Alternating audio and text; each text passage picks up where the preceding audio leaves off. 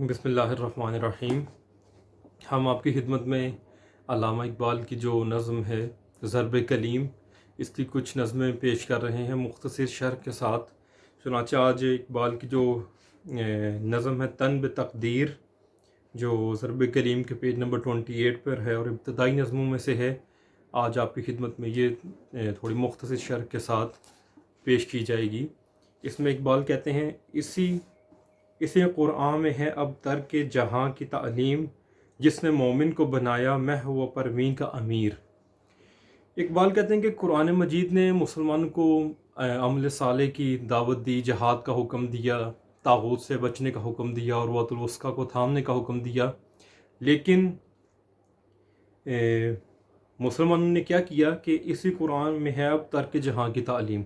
لیکن مسلمانوں نے ان سب چیزوں کو چھوڑ کر ایک جو تصوف کا غلط رنگ مسلمانوں پہ چڑھا، وہ کیا تھا کہ قرآن سے وہ گوشہ نشینی اور ترک جہاں یعنی دنیا کو ترک کرنے کی تعلیم دینے لگ گئے، جبکہ قرآن نے ایسی کوئی تعلیم نہیں تھی دی۔ لیکن مسلمان جس نے مومن کو بنایا محو پروین کا امیر، کہتے ہیں کہ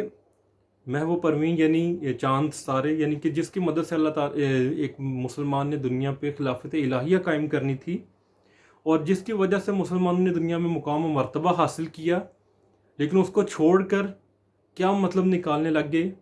کہ ترک جہاں کی تعلیم، دنیا چھوڑ دینے کی تعلیم دینے لگ گئے، جو کہ سراسر غلط تھا۔ کہتے ہیں تن بتقدیر ہے آج اس کے عمل کا انداز، تھی نہاں جن کے ارادوں میں خدا کی تقدیر۔ تن بتقدیر اس کا مطلب ہے انگلش میں جسے ہم کہتے ہیں سبمیشن ٹو فیٹ، یعنی کہ اپنے آپ کو تقدیر کے سپرد کر دینا، ہاتھ پر ہاتھ رکھ کر بیٹھ جانا، کوئی کام نہ کرنا، کوئی کام کرنے کی کوشش نہ کرنا، اور یہ کہہ دینا کہ جی تقدیر میں یہ لکھا ہوا تھا اس لیے بس میں اس لیے بیٹھا ہوا ہوں اور اپنے آپ کو میں نے تقدیر کے سپرد کر لیا۔ اقبال کہتے ہیں کہ تن بتقدیر ہے آج ان کے عمل کا انداز۔ کہتے ہیں کہ ایک وہ زمانہ تھا کہ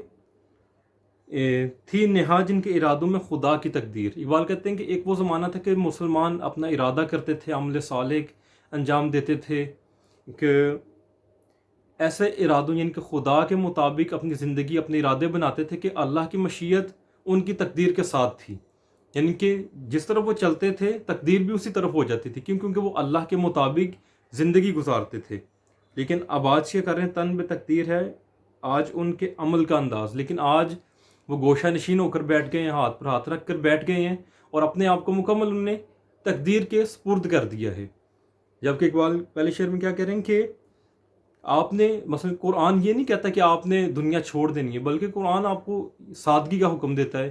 مثلا آپ دیکھیں دنیا میں ایسے ابھی بھی رہنما موجود ہیں، 1400 سال پہلے بھی موجود تھے، جو حکمران تھے، جو قیادت کر رہے تھے قوموں کی، آج بھی کر رہے ہیں، لیکن اس کے باوجود انہیں حرام لذتیں ان کو ترک کر دیا، سادگی کی زندگی اپنائے ہوئے، لیکن گوشہ نشین نہیں تھے۔ یہ غلط مطلب نکال لیا لوگوں نے قرآن سے گوشہ نشینی کا، جو کہ اسلام میں نہیں تھی کم از کم۔ کیونکہ اسلام میں تو سیدھا سیدھا کہا گیا ہے کہ رہبانیت جائز نہیں ہے، اور لیس للانسان الا ما سعی، کہ انسان جس چیز کی جو کوشش کرتا ہے اس کو وہی ملتی ہے۔ لیکن یہ کیا کر رہے ہیں، تن بے تقدیر ہے آج ان کے عمل کا انداز، اپنے آپ کو تقدیر کا سپرد کر دیا کہ کچھ نہیں ہم کر سکتے، فارغ نکمے اور کھٹو ہو کر بیٹھ گئے۔ آگے اقبال کہتے ہیں، یہ آخری شعر اس نظم کا، تھا جو نہ خوب بتدریج وہی خوب ہوا،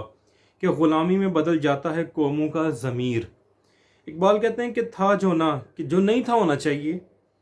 خوب بتدریج وہی خوب ہوا۔ اقبال کہتے ہیں کہ وہی ہوا اور بری طرح سے ہوا جو نہیں تھا ہونا چاہیے۔ اب اقبال اس کی وجہ بتاتے ہیں کہ یہ گوشہ نشینی اور اپنے آپ کو تقدیر کے سپرد کر دینا، اس کی وجہ کیا ہے،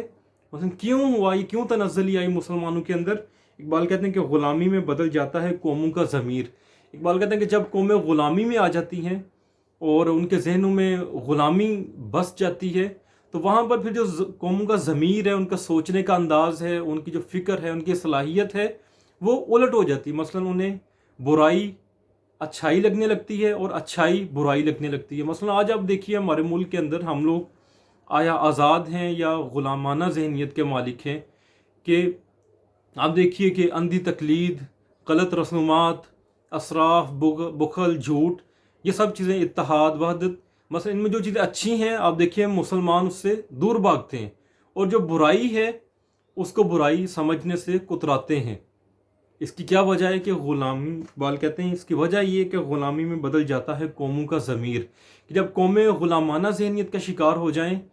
تو اس سے پھر ضمیر بدل جاتے ہیں، سوچنے کے انداز، تفکر کرنے کے انداز وہ بالکل بدل جاتے ہیں، اور جو صحیح چیز ہے وہ غلط لگنے لگتی ہے، جو صحیح رہنما ہے وہ غلط لگنے لگتا ہے، اور جو غلط لوگ ہیں، جو غلامی دینے والے لوگ ہیں، جو غلط راہ دکھانے والے لوگ ہیں، وہ صحیح لگنے لگ جاتے ہیں، کیونکہ ضمیر وہ ختم ہو جاتا ہے، ضمیر آواز دینا بند کر دیتا ہے۔ آپ دیکھیے کہ مسلمانوں کے ساتھ بھی جو تقدیر کا مسئلہ ہے، تن بے تقدیر یعنی سبمیشن ٹو فیٹ، یہ کن لوگوں نے متعارف کروایا؟ بیسیکلی اس کو متعارف کروانے والے یہ ظالم حکمران تھے جو مسلمانوں پر مسلط ہوئے، اور انہوں نے بعد میں اپنے غلط کاموں کی تعویل یہ کرنا شروع کی، اور پھر ایک فرقہ بھی مسلمانوں میں بنا جس کا نام جبریہ تھا، جن کا یہ عقیدہ تھا کہ ہم خدا کے ہاتھوں مجبور ہیں، تقدیر کے ہاتھوں مجبور ہیں، لہٰذا حکمران یہ کہتے تھے کہ جو ہم ظلم کر رہے ہیں اس میں ہمارا تو کوئی قصور نہیں،